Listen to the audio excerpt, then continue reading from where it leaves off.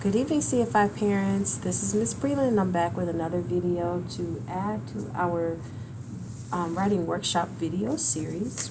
And in today's video tutorial, I would like to talk to you what I've taught the class today, which was after looking at their writing that they've done up to this point, focusing in on when should I start a new paragraph. So I was able to quickly assess one of the things that came out of what they did as writers over the weekend with flushing out or stretching out their scene, their first scene in their stories, was that we needed to talk about when writers create new paragraphs.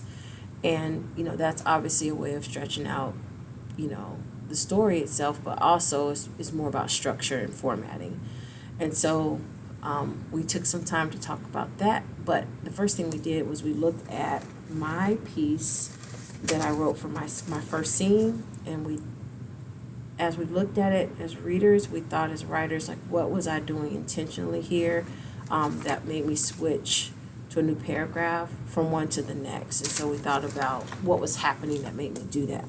And so I'll talk to you really quickly about some of those things. And the first thing we did, though, before we did that, was we talked about what is it that makes a paragraph. What are the things that we notice that paragraphs have? And these are some things that they need to indent or space over so that we can quickly look at it and know that there's a new paragraph there.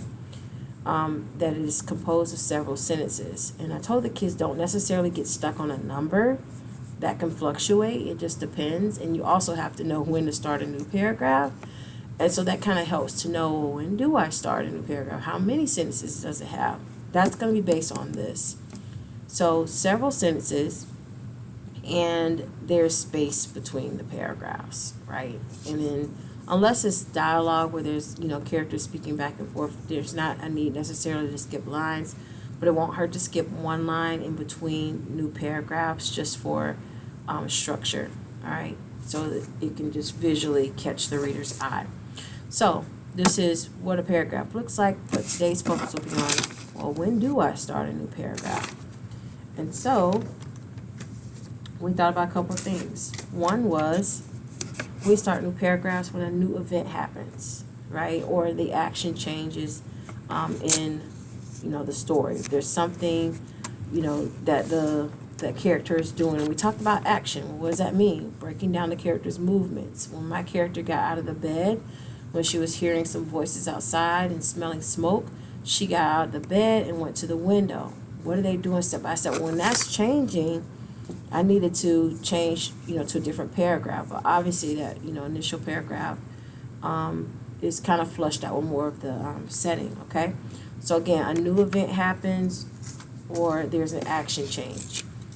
Another time that I would switch to a new paragraph is when the setting changes, or that could be time of day, that could be place, just like I was mentioning here, going from, in my story, her bedroom to look for her parents to see if they were home. When she left out of her room to go to their room, that's a setting change. And so I needed to change that in my story as well. And time could be, that also depends. A matter of minutes can change what's happening in the story, or hours can pass by, or it can be from one night into the next day. So that just depends on what's happening in the story, but it will be a shift in time that brings about a big change in the story. So another thing to think about when changing paragraphs is a new person is talking. And then we looked at dialogue in my story, and then also we got the chapter book, The Wild Robot, to think about how do writers show that. And so we kind of thought through that when we have a character speaking, it's on its own line, and that helps us to see who's talking and not get confused about characters switching back and forth speaking, and it helps us keep up with who's talking, to have one speaker on a line, and if there's a new speaker that responds or is in conversation with them, then they go in the line underneath that. Now sometimes characters might be talking out loud to themselves, and that's okay. And so just like in my story, we have a line of dialogue, but then I chose to elaborate a little bit more and get in her thoughts and feelings. And so I just continue to stay within that paragraph and continue to talk about that character because it's about the same character. So if there are new people talking back and forth in a conversation, it needs to be on a new line, starting a new paragraph. So, two other things though that I didn't necessarily mention but if there's a new character being introduced in the story, that's a time to change to a new paragraph.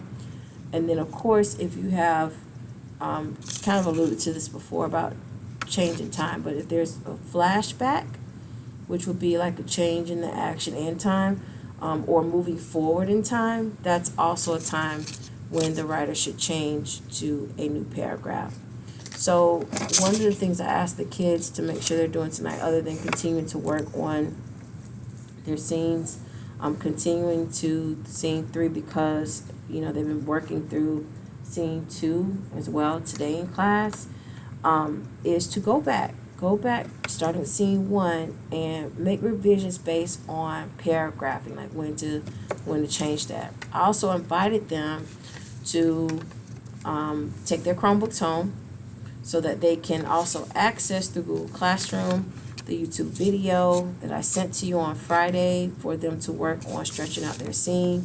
I know that, several kids, did share that they didn't access it, but I do think that it would be helpful if they were to watch it to see, well, how can I make this even longer? How can I stretch this out even further? And these strategies were talked about in there. So working on revisions with that, but then also changes with where to make a paragraph. And for several kids that have already written that out, it would be great if they just mark where the new paragraph should start. So they should be looking back over their writing to indicate that here's where I need to change to a new paragraph. So they're recognizing it as a reader, marking it as a writer, so that when it is time to write it out, then they'll know that, okay, a new paragraph needs to be formed here.